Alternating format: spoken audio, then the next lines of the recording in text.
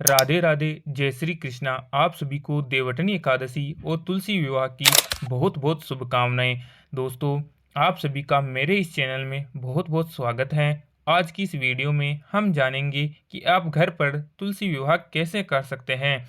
तुलसी विवाह की सारी रस्में, सारे रीति रिवाज मैं आपको स्टेप बाय स्टेप करके दिखाने वाला हूं, तो आप वीडियो को बिना स्किप करे पूरा जरूर देखें। कार्तिक मास के शुक्ल पक्ष की एकादशी को देवउठनी एकादशी के नाम से जाना जाता है। इस दिन भगवान विष्णु 4 महीने की योग निद्रा से जागते हैं। पहले देव उठाए जाते हैं, यानी कि भगवान विष्णु को पहले जगाया जाता है। उसके बाद में भगवान श्री हरि का विवाह तुलसी जी के साथ कराया जाता है। ये विवाह आप देवउठनी एकादशी से लेकर कार्तिक पूर्णिमा तक किसी भी दिन, इन 5 दिनों में जिस भी दिन आपके पास समय सुविधा हो तब आप कर सकते हैं। तुलसी जी का विवाह करना बड़े ही सौभाग्य और पुण्य की बात होती है।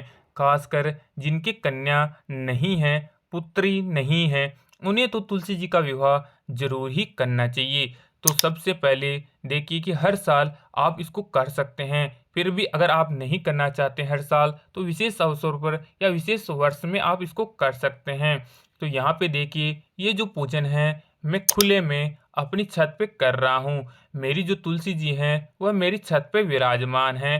तो मैं इसे लाल मिट्टी से लीप करके थोड़ा सा जमीन को पवित्र कर लेते हैं। तो आप भी देखिए, हल्दी से भी इसको लीप सकते हैं। अगर हल्दी नहीं है तो गाय का गोबर सबसे सर्वश्रेष्ठ है। आप गाय के गोबर से भी मिट्टी से इसको लीप कर चौका जरूर बना लें। किसी भी शुभ मांगलिक कार्य में चौका जरूर होना चाहिए, और इसको आप आटे से या हल्दी के बाद भी बना सकें। देखिए, तुलसी जी का गमला हमें यहाँ पे विराजमान कर देना है। गमले को आप अच्छे से सजा लें। इस तरीके से आप चुनरी भी उनको पर चढ़ा सकते हैं। तो यहाँ पर हम लाल चुनरी, लाल रंग माता को बहुत ही फेमस है, यानी पसंद है। पूजा के लिए तो लाल रंग की चुनरी हमें उड़ा देनी है तुलसी मैया को। उसके बाद में देखिए, तुलसी जी का जो विवाह है वह शालिग्राम स्वरूप के साथ में ही संपन्न कराया जाता है। अगर आपके पास शालिग्राम नहीं है तो आसपास के मंदिर से भी शालिग्राम ला के उनका विवाह करा सकते हैं। नहीं तो आप विष्णु भगवान की कोई भी फोटो हो, प्रतिमा हो, उनके साथ भी आप इस विवाह को संपन्न करा सकते हैं।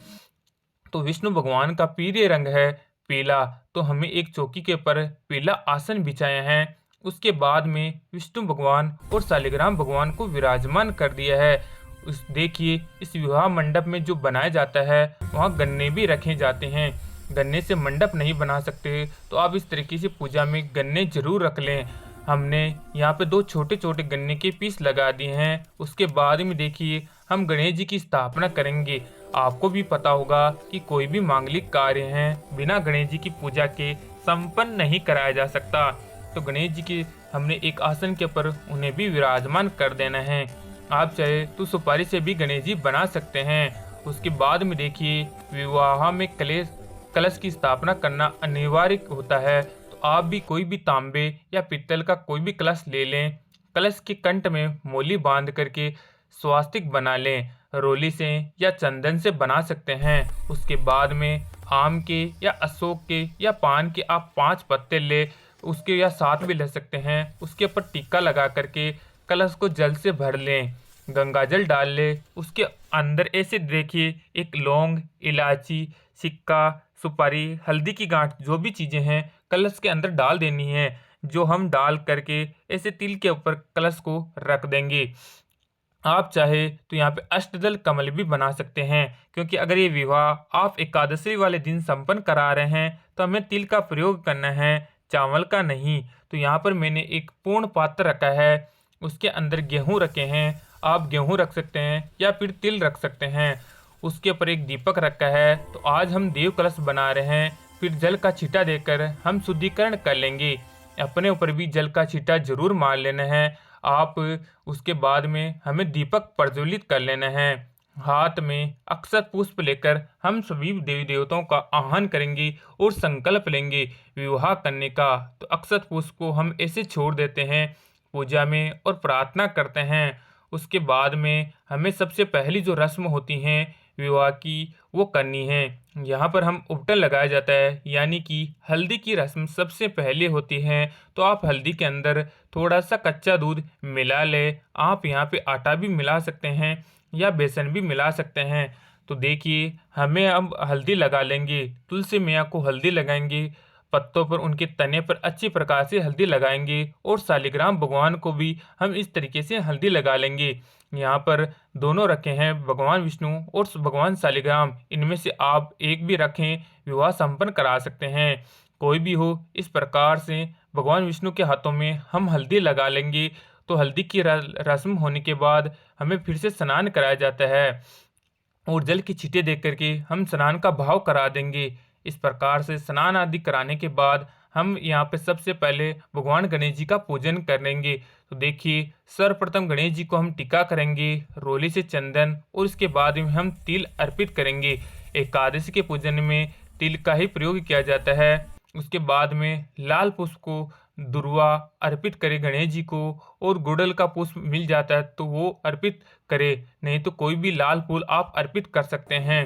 वस्त्र रूपी मोली अर्पित दे, और यहाँ पर जनेऊ भी आप अर्पित कर सकते हैं। उसके बाद में हम विष्णु भगवान को भी जनेऊ अर्पित करेंगे और कलावा भी अर्पित करेंगे। गणेश जी भगवान को हम अलग से भोग प्रसाद लगाएंगे, क्योंकि गणेश भगवान के प्रसाद में तुलसी दल नहीं डाला जाता। उसके बाद में धूप दीप हम दिखा देंगे। तो ऐसे गणेश जी का पूजन हम संपन्न कर लेंगे। उसके बाद में हम तुलसी मैया का श्रृंगार करेंगे और सबसे पहले मेहंदी की रस्म करेंगे। देखिए इसके बाद में मेहंदी की रस्म होती हैं, तो आप नई कीप ले सकते हैं या फिर मेहंदी आप सूखी मेहंदी घोल भी लगा सकते हैं, वो भी ज़्यादा अच्छी रहेगी। ऐसे हम देखिए तने पर पत्ते पर मेहंदी लगाएंगे। उसके बाद में हम विष्णु भगवान को भी इसी तरीके से मेहंदी लगाएंगे। शालिग्राम भगवान को भी हम मेहंदी लगाएंगे। तो ये मेहंदी की रस्म हो जाती हैं। फ्रेंड्स, ये जो विवाह है ये आप अपनी छत पर, बालकनी में या आंगन पे कहीं भी करा सकते हैं। हम छत पर कर रहे हैं। इसके बाद देखिए तुलसी मैया को हम चूड़ियाँ पहना देंगे। आप हरी भी पहना सकते हैं, लाल भी पहना सकते हैं। उसके बाद में बिंदी लगा देंगे, महावर, आलता, वो सारी चीज़ें जो भी श्रृंगार में आती हैं। उसके बाद में विवाह में जो सारे श्रृंगार हम माता रानी की इस प्रकार से कर देंगे। इसके बाद में देखिए काजल भी हम लगा देंगे। यहाँ पर जो तुलसी माता है, तो हो सकें तो आप नई तुलसी ले, अगर आपको दान करनी है तो तुलसी तो आप नई तुलसी नहीं ले। तो सबसे पहली जो आप तुलसी है उसे आप विवाह के इस तरीके से कर सकते हैं। एक वर्ष तुलसी का आप विवाह कर ले और दूसरे वर्ष ना करें। इसके बाद में देखिए भगवान को हम चंदन से, हल्दी से तिलक करेंगे, और वरुण कलश देव जिसे हमने सभी देव देवताओं का आह्वान किया है उनका भी हम टिक्का कर लेंगे। उनको भी अक्षत यानी कि रोली मोली चंदन से, और वरुण देव को भी हम पूजन करेंगे।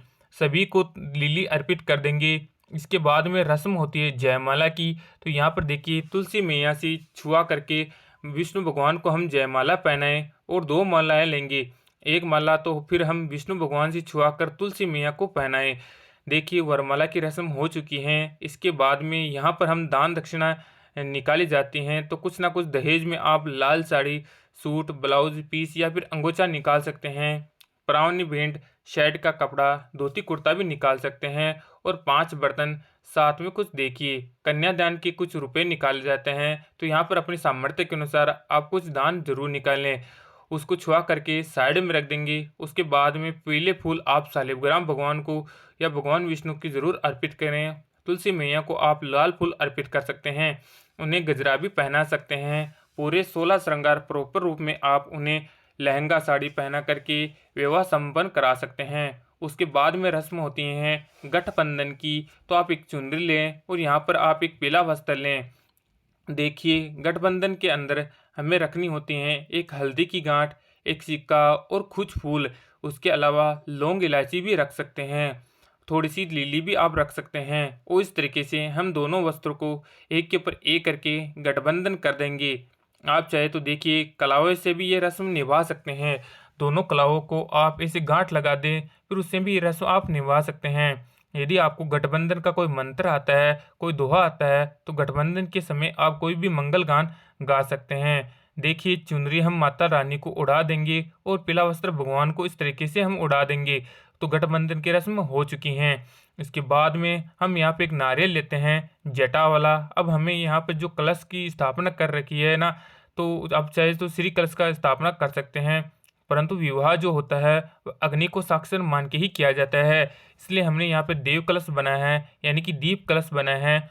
तो देखिए मूली इसे लपेट लेंगे, फिर फेरे की रस्म हम करेंगे। नारियल से गमला हमारी बहुत भारी हैं।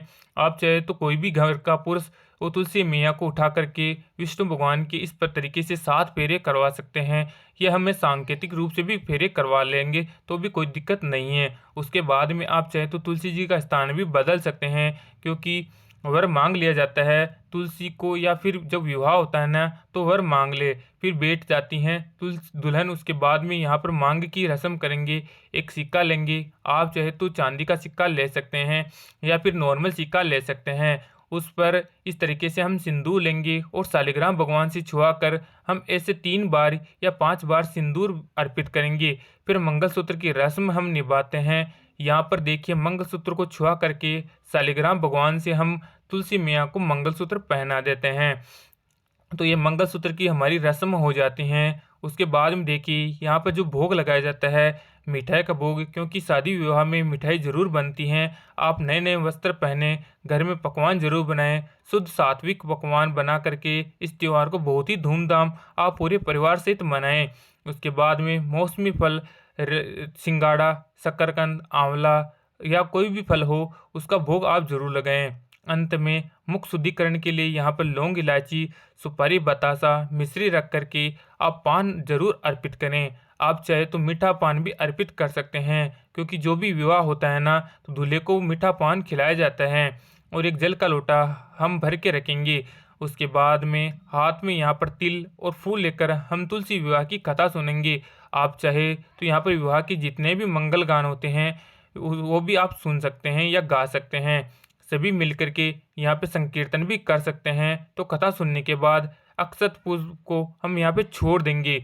इसके बाद में यहाँ पर कपूर से आरती करेंगे और सबसे पहले भगवान गणेश जी की आरती करेंगे, फिर विष्णु भगवान जी की, फिर माता तुलसी की।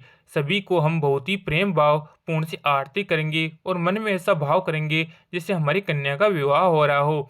आप यहाँ पर तुलसी मैया की बिच्छी आदि भी पहना सकते हैं। उसके बाद में की जाती है परिक्रमा। ये आप 5, 7, 21, 51 या 108 बार भी कर सकते हैं। क्लॉकवाइज परिक्रमा करने के लिए आपको कोई भी ड्राई फ्रूट ले सकते हैं, खाने पीने की कोई भी वस्तु, टॉफी आदि ले सकते हैं, पूजा की सामग्री भी ले सकते हैं। श्रृंगार की सामग्री लेकर के आपको परिक्रमा करना है। तो यहाँ पे आपकी दोस्तों तुलसी पूजन विधि संपूर्ण हो जाती है। उसके बाद में आपको तुलसी जी से और भगवान विष्णु से माफ़ी मांग लेनी है कि हमारी तुलसी पूजन विधि के दौरान अगर कोई गलती हो गई हो तो हमें माफ़ करना।